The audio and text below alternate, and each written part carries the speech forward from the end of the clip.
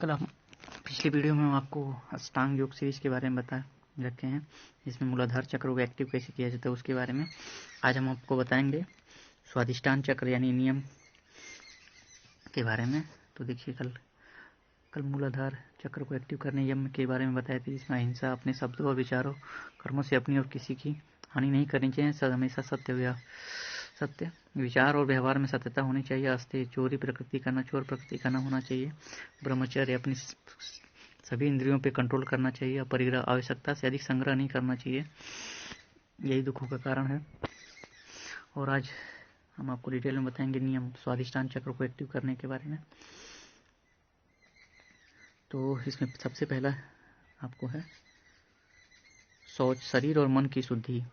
अक्सर हम जो 24 घंटे में खाना खाते हैं, सुबह में मॉर्निंग में शौच के जरिए उसको निकाल लेते हैं, क्योंकि वो जो खाना खाते हैं उसको 32 बार कूचने का नियम बताया गया है। 32 बार कूचने के बाद ग्रॉस नली के बाद जो आमाशय में हमारे जाते हैं, उसमें हाइड्रोक्लोरिक एसिड के जरिए उसमें मिल के लीवर के बाद गॉल ब्लैडर से पित्त लेके, और उसके बाद इंसुलिन, पैंक्रियास से इंसुलिन लेके, जो हमारे शरीर का कार्बोहाइड्रेट होता है, और फ्रैक्टोज और सुक्रोज में टूटता है, और इंसुलिन उसको इंजेक्ट करके इंसुलिन की उपस्थिति में वो ग्लूकोज में ब्रेकआउट होता है। ग्लूकोज में ब्रेकआउट होकर वो हमारे सेल्स को मजबूत करता है।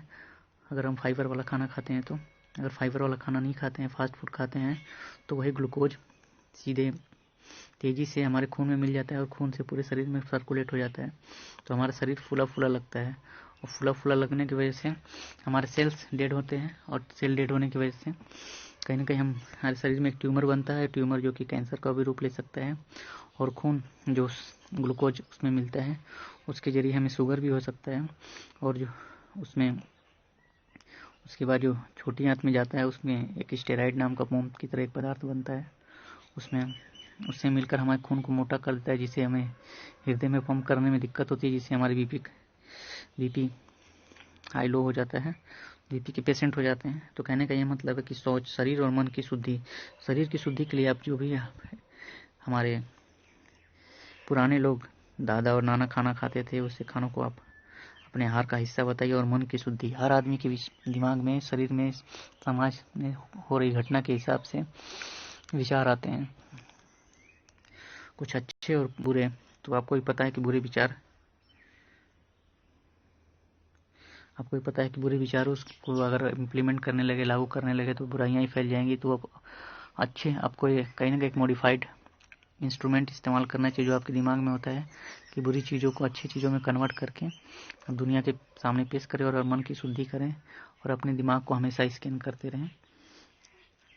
और कहीं ना कहीं जैसे चादर पे धूल जम जाता है, तो उसको हम झटका देके निकालते हैं, तो एक वाइब्रेशन, जिसको भोर गुंजन आसन भी कहते हैं, और संस्कृत में भोर गुंजन आसन कहते हैं, वाइब्रेशन कहते हैं, कंपन कहते हैं। तो उसका एक वीडियो बना रखे हैं हम योग सीरीज में, जाके आप देख लीजिएगा। तो शरीर और मन की शुद्धि कीजिए। और दूसरा है संतोष, अपनी स्थिति में सदा संतुष्ट रहना चाहिए।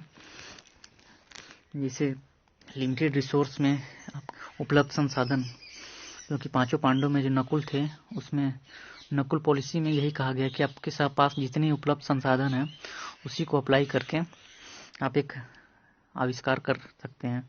और गांधी जी भी अपने वर्घा वाले हाउस में यही चीज़ कहे थे कि वो उनके घर का बजट 500 रुपये देना चाहिए, और जो 6 किलोमीटर के दायरे में उपलब्ध है, वही चीज़ आपको इस्तेमाल करना चाहिए इस घर को बनाने में, मटेरियल के रूप में।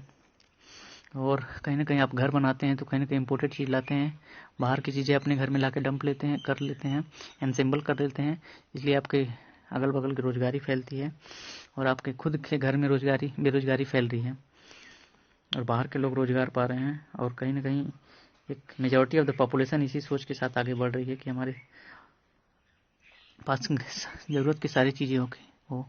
तो बाज़ार का आविष्कार इसलिए होता है कि हमें ज़रूरत की हर चीज़ जाके बाज़ार में मिले।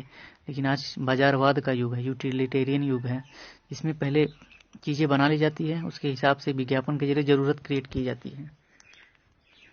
जैसे पहले fridge, cooler, TV, 4 wheeler, geyser, AC ये नहीं हुआ करता था तो हमारी दुनिया कितनी अच्छी से चलती थी, लोग एक दूसरे से मिलाप करते थे। लेकिन गैर जरूरी चीज़ें आने की वजह से जरूरी लोगों से हमारी दूरी बन गई। क्या फेसबुक या सोशल नेटवर्किंग साइट ना होने की वजह से क्या हम एक दूसरे से नहीं मिलते थे, लेकिन हम डिजिटली एक दूसरे से मिलने लगे, वर्चुअली लोगों से मिलने लगे और हमारे अंदर प्रेम संबंध कम हो गया। तो अपनी स्थिति जो आपके पास है, इसीलिए आपके शरीर में कोर्टिसोल हार्मोन्स होता है जिसको टेंशन का हार्मोन कहते हैं, एड्रेनल हार्मोन जिसको कैंसर काजिंग हार्मोन्स कहते हैं, वो हमारे शरीर में निकलने लगा और हम अपनों से दूर होते गए। तो कहीं ना कहीं को अपने एक एक्टिविटी से, अपने लिमिटेड संसाधन से ही इसको हैप्पी हार्मोन्स में कन्वर्ट कीजिए। इसमें एड्रेनल, ऑक्सीटोसिन हार्मोन्स होता है, एंडोर्फिन हार्मोन्स होता है, ऑक्सीटोसिन हार्मोन, डोपामाइन हार्मोन्स, ये सेरोटोनिन हार्मोन्स होता है। इसको इसमें कन्वर्ट कीजिए और संस्कृत में कहा भी गया है कि संतोषम परम सुखम, संतोष जितना संतोष करेंगे उसी में सुख होता है। कलाम जी आपके साथ सामने सादा उदाहरण है कि जीरो से उठ के कहीं ना कहीं अपनी एक्टिविटी से कि जीरो के आगे अपने अंक में अपनी उपलब्धियां जोड़े, और ऐसे आपको बहुत उदाहरण मिल जाएंगे कि फर्श से अर्श तक पहुंचे। और तब स्वयं में अनुशासित रहना, और सही में देखा जाए तो हम अपने अंदर की इंटरनल डिसिप्लिन के को क्षति पहुंचा रहे हैं, इंटरनल डिसिप्लिन से दूर होते रह जा रहे हैं। इसीलिए हमें हर चीज़ के लिए सरकार पे डिपेंड होना पड़ रहा है। मास्क लगाने के लिए भी सरकार पेनाल्टी लगा रही है, जबकि हमें सरकार को नहीं, हमें घाटा है कि भाई कहीं ना कहीं धूल धक्कड़ हमारे नाकों में जा रहा है। हेलमेट लगाना भी हम सरकार के कानून, हेलमेट लगाने के लिए हम सरकार से कानून बनवा रहे हैं। हमारे इंटरनल डिसिप्लिन लैप्स होने की वजह से हमें बाएं चलने के लिए भी पुलिस का सहारा लेना पड़ रहा है। एक दूसरे पड़ोसी से झगड़ा हो जाने पे भी हमें पुलिस का सहारा लेना पड़ रहा है।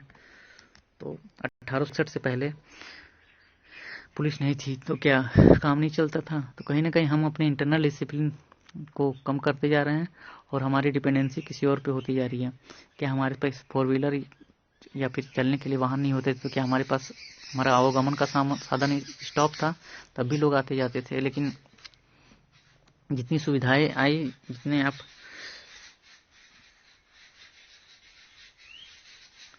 सुख सुविधाएं आए, आप कहीं ना कहीं आप डिपेंडेंट होते गए। तो आत्मनिर्भर भारत को सफल बनाने के लिए कहीं ना कहीं लिमिटेड रिसोर्स रखिए, इंटरनल डिसिप्लिन बनाए रखिए और स्वाध्याय, आत्मचिंतन करना। गांधी जी को पूरा विश्व पूज रहा है और अहिंसा के रास्ते पे, सत्य और अहिंसा के रास्ते पे चल के आपको भी पता है कि कहीं ना कहीं अंग्रेजों को, हमारे देश को खदोड़े। ये भी एक डिबेट का विषय है। और कहीं ना कहीं आज के डेट में भी हमें सरकार से कुछ भी मांगने पड़े, हम शांतिपूर्ण धरना गांधी जी से ही सीखे हैं। तो गांधी जी एक चीज कहते थे स्वाध्याय के बारे में, आत्मचिंतन करने के बारे में, कि आपकी कोई एक्टिविटी जो एक असहाय और आपके कतार में, आपके लाइन में खड़े लास्ट व्यक्ति तक पहुंच जाए, तो आप समझ लीजिए कि वो कहीं ना कहीं आपकी एक्टिविटी एक अच्छी डायरेक्शन में जा रही है। तो स्वाध्याय कीजिए, अपने कर्म का आत्मचिंतन कीजिए कि जो चीज़ें कर रहे हैं आप सही है कि गलत है। अक्सर लोग पूछते हैं कि हम अपने बच्चे को कौन सी पढ़ाई करें, कौन सा काम करें जो कि हमारे बच्चे की लाइफ बन जाए। तो आप 8 घंटे, जो अपने 24 घंटे का 8 घंटे किस जगह लगा रहे हैं, उस चीज़ का मार्केट में डिमांड कितना है, उस स्किल का मार्केट में डिमांड कितना है और कितने दिन तक है, इस चीज़ को ध्यान में रख के आप कोई स्किल चुनिए और लोग उसको कितना लिमिटेड रिसोर्स में कहीं ना कहीं आपकी चीज़ों को परचेज कर रहे हैं। क्योंकि आज लॉकडाउन में देखिए अच्छी चीज़ें कहीं ना कहीं बेरोजगारी के दौर में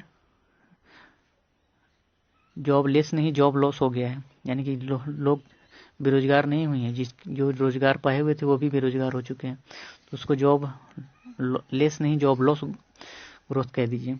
और इसी दौर में लॉकडाउन में ऑक्सफॉर्म ने एक सर्वे करके बताया है कि जितने दुनिया के पूंजीपति वर्ग थे, टॉप 10 या फिर टॉप, जो कि फोर्स पत्रिका के लिस्ट में आते हैं, उनकी संपत्ति 35% बढ़ी है।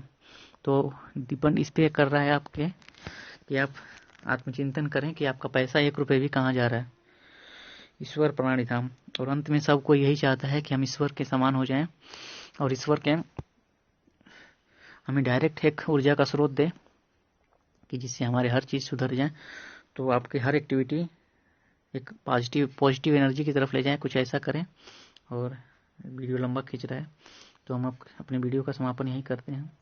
और स्वाधिष्ठान चक्र में देख लीजिए, अभय, प्रेम, करुणा, मैत्री, भय, घृणा, क्रोध, हिंसा, व्यर्थ, बहादुरी, अहिंसा। ये अपने स्वयं अनुशासन और आत्मचिंतन करके बताइए कि समाज से इन सब में से किसको लाभ, किस चीज़ से लाभ है, किस चीज़ से नुकसान है। तो आपको ये वीडियो कैसा लगा आप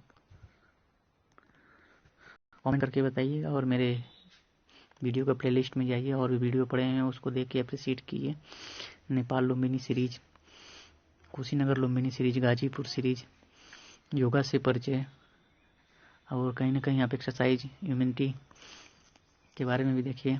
और एक्वाप्रेशर पॉइंट आपके शरीर में कहाँ होता है, चेहरे पे, हाथ पे, पैर के तलवे पे, कान पे, तो उसको भी अप्रिशिएट कीजिए। और वीडियो लाइक अच्छा लगे तो लाइक कीजिए, शेयर कीजिए और कमेंट करके बताइए। सब्सक्राइब करना ना भूलें। ओके, धन्यवाद।